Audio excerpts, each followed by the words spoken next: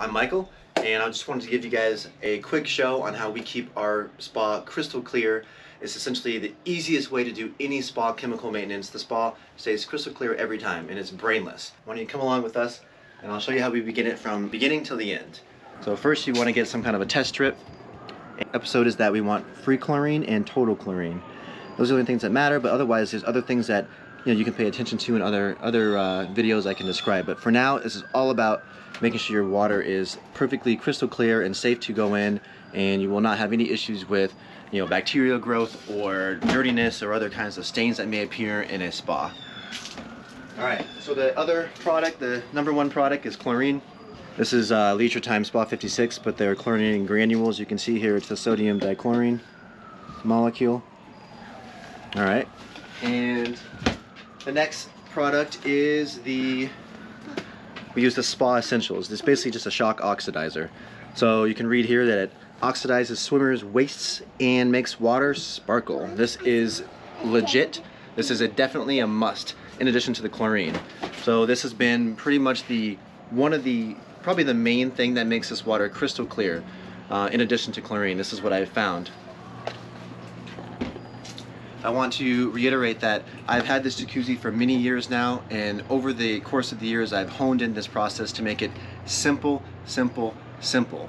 Every time I do this, and it's always great and perfect and crystal clear every time I go into it. So those are the products that I've discovered, and it can't be any easier.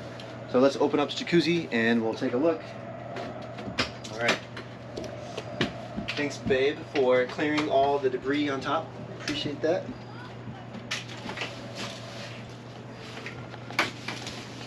Thank you, Bo, for unlatching it over there. Alright, here it comes.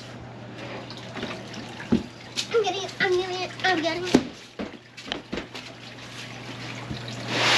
want to have my face in the video.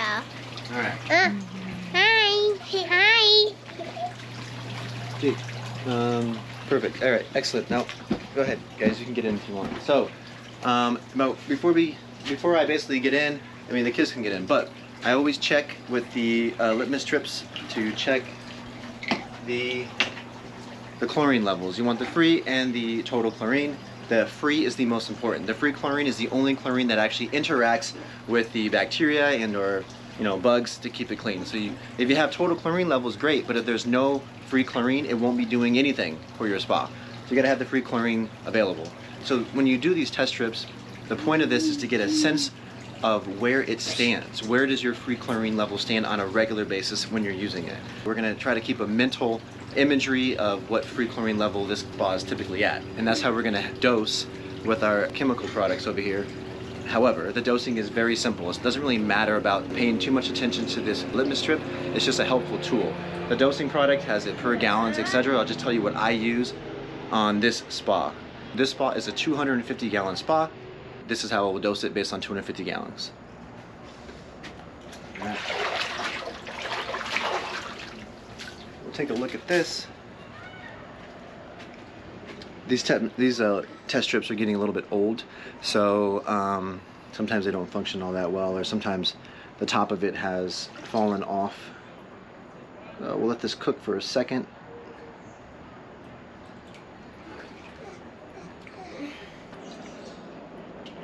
It's hard to see out here at the dusk, but we'll go inside and we'll take a quick look at this litmus strip here. Come on in. What really matters on this one is the second one down. So again, this is a poor test strip. When I bought this bottle, it just doesn't really produce well. So a lot of the chemical on the litmus strip there on the second one down has been worn off or taken off. So really what you're looking at here is the edge, that margin on the bottom right there. So you just compare that to the spa samples. If you look here in this bottle, Spa OK, you're looking at this middle purple. It's a little bit more darker purple. This is when it technically, I guess, there's a lot of free chlorine in here. And when you have more of a lighter pink, there's not too much free chlorine. Here's the total chlorine, which is this green. So you want it in the green and in the pink.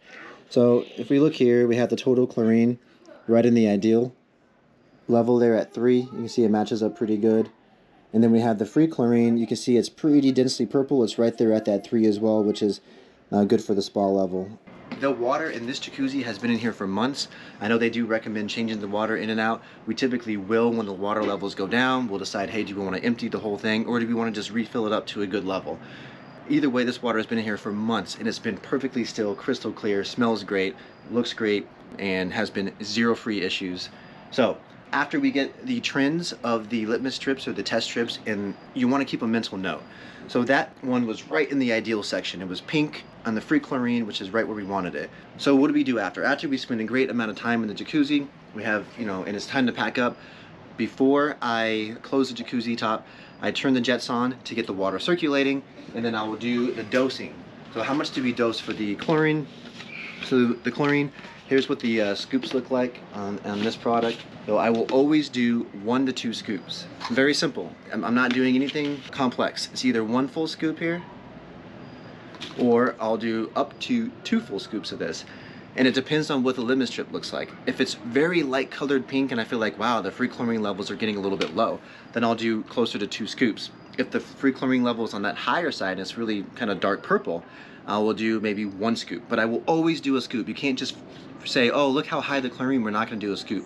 The reason is because when you open up this jacuzzi top and you start running the bubbles and you start getting it exposed to the air and the surrounding atmosphere, the chlorine will start to get off and evaporate out. And eventually this is one of the ways that the chlorine gets out of your system, is when you open the top up. Now, that being said, if you haven't used your spa for a while and you had put your chemicals in, but it's been a very long amount of time, sometimes just the fact that there's little escapes from the spa top, it's not 100% sealed, you will get a slow decrease in your free chlorine levels over time. So to solve that problem is, well, you have to use your spa, on a fairly regular basis. I mean, you could probably get by easily without having, put a good amount of chlorine in it and oxidizers in it, and then come back 2 weeks later, it'll be fine. But if you go for like 2 months, there may be very low levels of chlorine in your spa if you don't attend to it. The next product doesn't have much to do with the free chlorine level on the litmus strip. This is really just the oxidizer, just to make sure it covers all those swimmer's waste and makes water sparkle. So with this, all I do is take the top and I just pour, pretty much I fill up the top with this chemical here, just a white powder, fill it up almost to the top, somewhere around like 3/4, and I just dump that in. Again, I dump it in with the jets moving initially to make sure that it circulates well. I let the jets run for like a minute, maybe 30 seconds. Once I feel like the chlorine and the oxidizer has circulated, I turn the jets off and I close up the jacuzzi. So that's it. That's all there is to it. But key point in this is you have to do it every time. Once you reach an equilibrium and you're like, oh, well, my jacuzzi is X number of gallons. Again, this one's 250 gallons. My jacuzzi is X number of gallons. It takes usually 2 scoops of chlorine and the 1 scoop of the oxidizer, and that's what works for my jacuzzi. And that's when you start recognizing the litmus strips comes back in the right zone every time, the right purple zone every time. Then you don't even have to test it every time. You just know in your mind. But I do like to test it every time because these litmus strips are like 20 cents, not even 5 cents. They're very cheap. And if it gives me a good reference point if I have to add a little more chlorine this time or a little less. But the key point is you have to add chlorine every time. Don't ever just assume that, oh, look, there's a lot of chlorine in this time, I'm not going to add it after you've used it. Add the chlorine and the oxidizer every time. Okay, now that we're out of the jacuzzi, I just wanted to show you the simple process that I do every time. So, you come on out, you grab your products, turn the jets on, get them circulating, and then we'll take our dichlor. Since the jacuzzi was perfect, at the perfect free chlorine level, I'll do, and I like to spread it out a little bit wherever the pumps are. There's 1 scoop, and I'll do a half, since it was right in the middle where I liked it. There we go. There's your chlorine. And then, most important, the oxidizer. Pop this open. Alright. And then, here we go, we'll get it nice. Fill that up nicely, as you can see. Spread this around. And that's it.